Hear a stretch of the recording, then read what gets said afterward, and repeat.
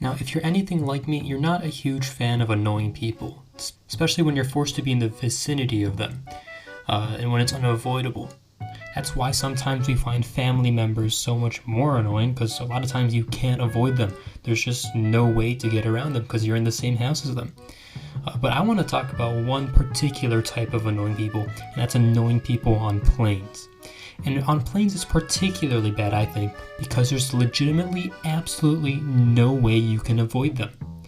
Well, if you're in a house, right, with someone annoying, you could potentially walk away, right? You could go back to your own house, or if that is your house, just, do a quick walk, it's whatever. If you're in a car, you can get out of the car, you can figure out something. Worst case scenario, it's a 30-minute drive, it's over after 30 minutes.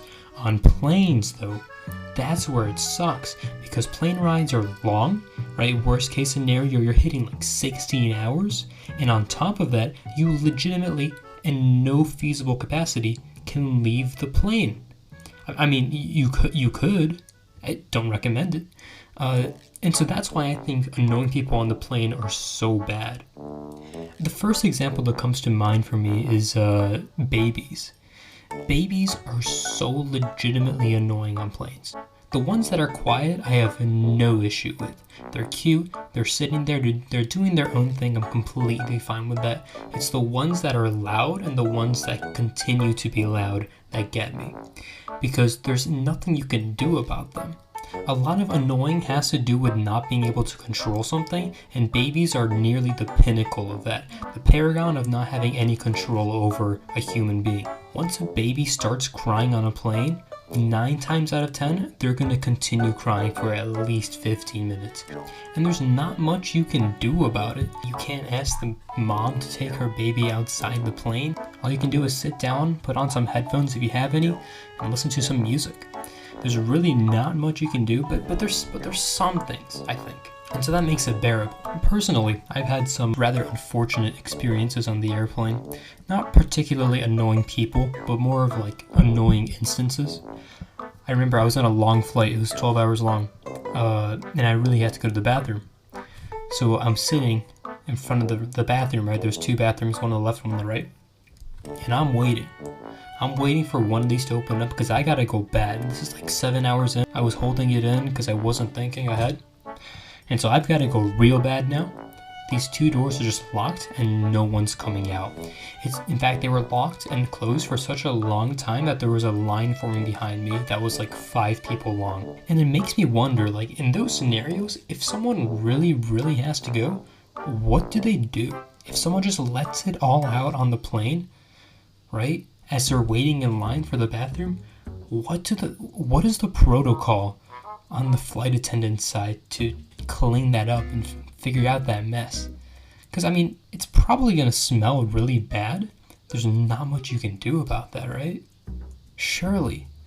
Or maybe they have spray or something. That'd be kind of smart if they had the spray. I hope it doesn't affect the food. Imagine someone just lets everything out and all the food starts smelling bad.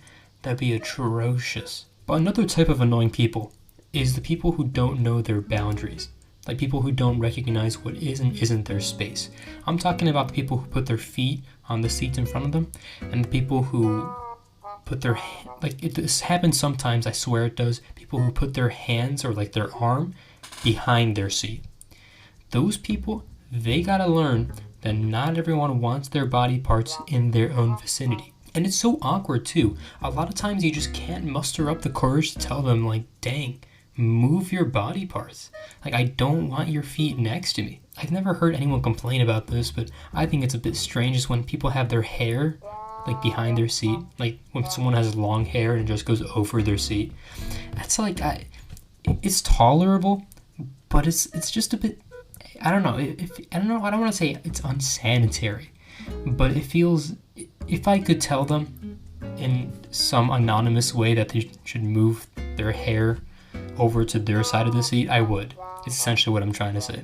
And I think the one that we all know is sharing the armrest. That's a classic. I travel with my family, so I've never had that problem.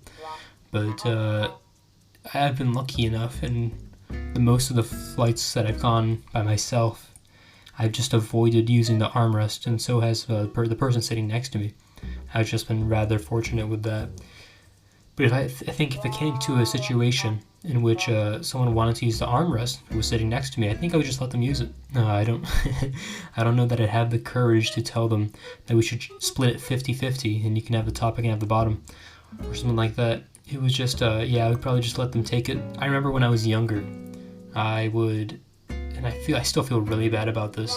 It was a long flight, and I used the armrest. Someone sitting next to me, right? Someone that I don't know. I would use the armrest, and I was becoming really sleepy, so I fell asleep, but I fell asleep on my arm. So now you have, right, like a 9-year-old kid just extending his head out over to your seat, and this guy was just kind enough to let it happen, and I really appreciate that, but at the same time I feel really bad, because when I woke up, he was smiling and all, but I was like, oh my god, I'm so sorry. The point of the story is, as much as we all hate annoying things, we're all part of the annoying things at some point.